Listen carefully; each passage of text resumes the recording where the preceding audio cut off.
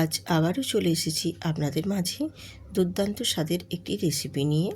গরম ভাতের সাথে একেবারে পারফেক্ট একটা রেসিপি।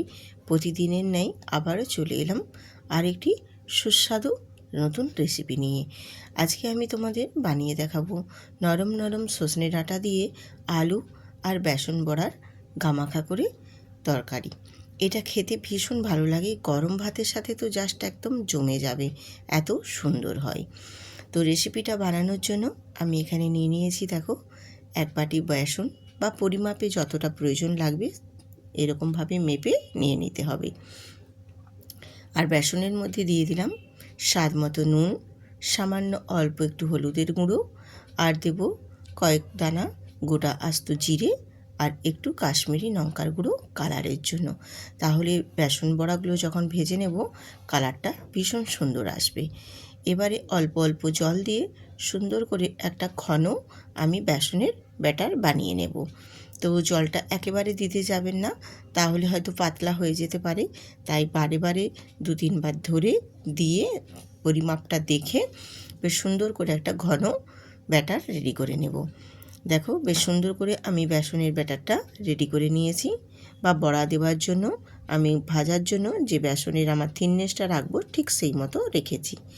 এরপর আমি চলে এলাম গ্যাসটা অন করে দিয়ে একটা কড়াই বসিয়ে দিয়েছি।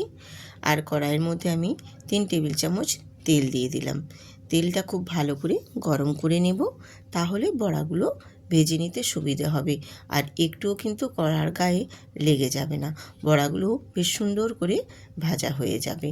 এবারে দেখো, আমি ওই বেসনের গোলা থেকে দিয়ে দেব চামচে করে 1 চামচ করে ব্যাটার দিয়ে বেশ সুন্দর করে আমি গোল গোল বড়ার শেপ দিয়ে দিচ্ছি। এরকমভাবে বড়ার শেপ দিয়ে বেশ কয়েক সেকেন্ড একটু সময় নিয়ে একটা পাশ ভেজে নিয়ে আবার ঠিক সুন্দর করে উল্টে দেব। তো দেখো, আমার কিন্তু কড়ার গায়ে একটুও লেগে যাচ্ছে না, বেশ সুন্দর করে কিন্তু একটা পাশ ভাজা হয়ে গেছে। আমি আরেকটা পাশ উল্টে দিচ্ছি যাতে বড়াগুলো সুন্দর করে ভাজা হয়ে যায়। আর আমার বড়াগুলো ভেজে নেওয়ার সময় কিন্তু আমি একেবারে সবগুলোই বড়া ভেজে নেব। সেই জন্য বেশ সুন্দর করে দেখো, ওই তেলের মধ্যেই যাতে ভেজে নেওয়া যায় সেই রকমভাবে আমি কি প্রসেসে ভেজে নিচ্ছি। দেখো, প্রথমে কয়েকটা দিয়ে ভেজে তুলে নিয়ে একটু সাইডে রেখে দিয়ে আবারও ওই মাঝে যে তেলটা থাকবে ওই তেলের মধ্যে আমি আবারও বাকি ঠিক ব্যাটারটা 1 চামচ করে দিয়ে সুন্দর করে আবারও বাকি বড়াগুলো ভেজে নেব। এই রকমভাবেই আমি বড়াগুলো বেশ সুন্দর করে ভেজে নেব, তাহলে এক কোটেই বেসনের বড়াগুলো বেশ সুন্দর করে ভাজাও হয়ে যাবে আর ওই একই তেলের মধ্যেই ভাজা হয়ে যাবে। এই রকমভাবে আমি দেখো চামচে করে বেশ সুন্দর করে বড়াগুলোকে দিয়ে দিলাম 1 চামচ করে, দিয়ে উল্টে পাল্টে বড়াগুলোকে একটু লাল লাল করে ভেজে নেব। আর এই রকমভাবে বড়াগুলো লাল লাল করে ভেজে নিলে এমনিতেও কিন্তু বেশ এই ভাজাটাও খেতে ভীষণ ভালো লাগে। আর তাছাড়া ঝুলে দিয়ে রান্না করলে সেটাও বেশ ভালো লাগে খেতে। আমি রূপা ব্লগস উইথ রূপা চ্যানেলে আপনাদের সবাইকে স্বাগত জানাই। প্রতিদিনের ন্যায় আবারও চলে এসেছি আর একটা নতুন রেসিপি নিয়ে। এই রেসিপিটা কিন্তু গরম ভাতের সাথে বেশ ভালোই লাগে। এখন বেশ বাজারে নরম নরম কুচি কুচি সজনে ডাঁটা উঠেছে। সজনে ডাঁটা দিয়ে এই রেসিপিটা বানিয়ে দেখবেন, ভীষণ ভালো লাগে, গরম ভাতের সঙ্গে তো ভীষণই সুন্দর লাগে। আমি বড়াগুলো দেখো ভেজে তুলে নিয়েছি। এরপর আবারও ওই কড়াইয়ের মধ্যে সামান্য অল্প একটু তেল দিয়ে এখানে গোটা জিরে ফোড়ন দিয়েছি, একটা তেজপাতা, একটা শুকনো লঙ্কা, আর কয়েক দানা 5 ফোড়ন। তাহলে বেশ একটা মিষ্টি গন্ধ বেরোবে আর গন্ধটা বেশ সুন্দর লাগবে। এছাড়াও তোমরা যদি এখানে কালো জিরে দিয়েও বানাতে পারো, সেক্ষেত্রেও কিন্তু এর স্বাদ কিছু কম হবে না, ভীষণ সুন্দর হবে।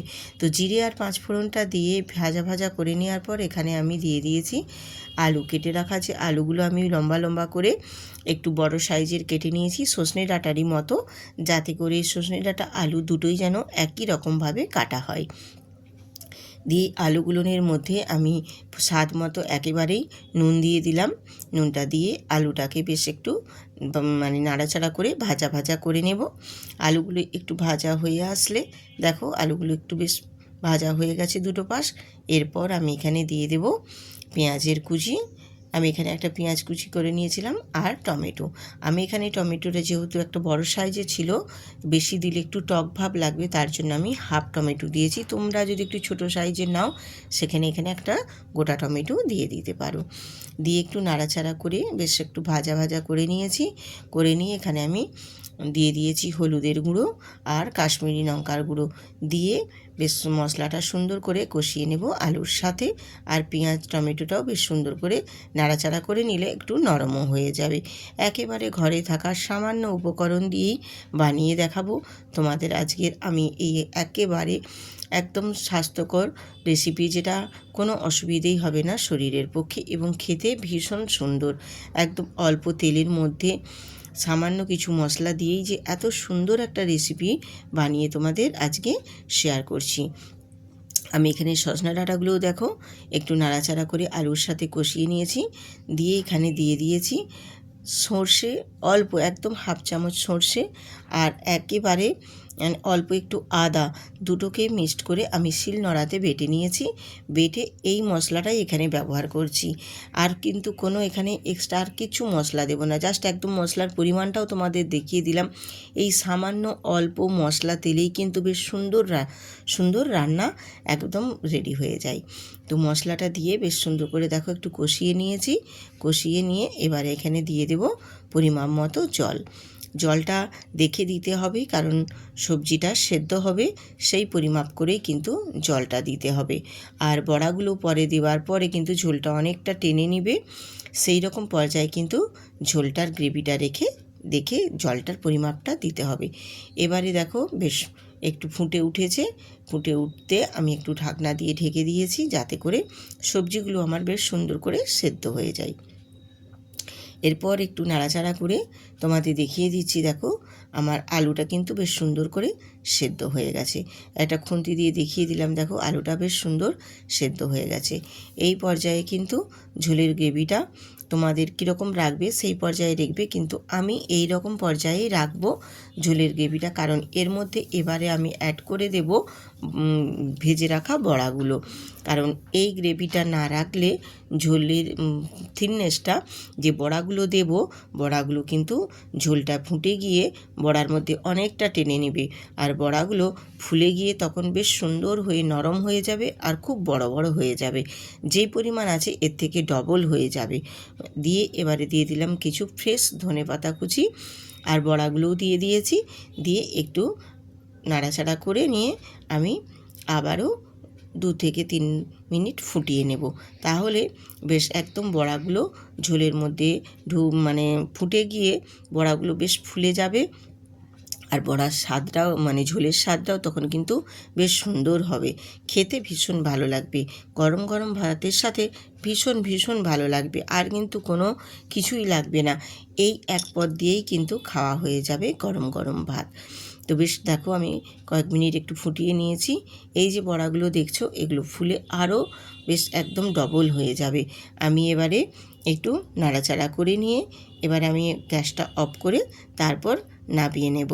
আর এখানে কিছুই আমি দেবও না আর কিছু করবও না। এবারে গ্যাসটা বন্ধ করে একটা ঢাকনা দিয়ে আমি রেখে দেব কিছুক্ষণ। তারপর ফিরে এসে তোমাদের দেখিয়ে দিচ্ছি যে গ্রেভিটা কতটাই বড়াগুলো টেনে নিয়েছে।